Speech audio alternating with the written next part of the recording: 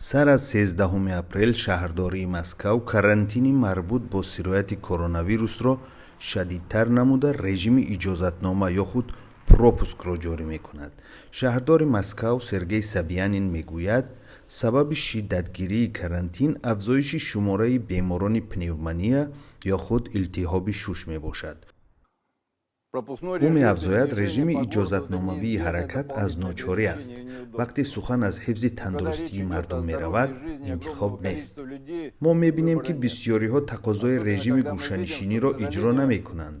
ҳафтаи оянда қадам ба қадам низоми иҷозатномаҳои ҳаракат ҷорӣ мешавад.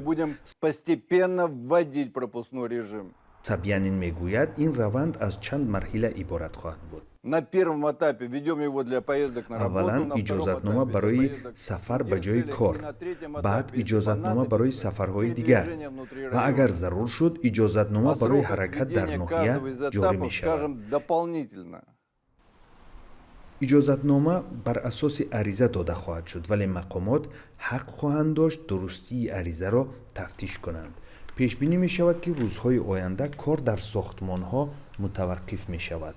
кор танҳо дар сохтмонҳои шифохонаҳо бидуни маҳдудият давом хоҳад кард, гуфтааст шаҳрдории Москав.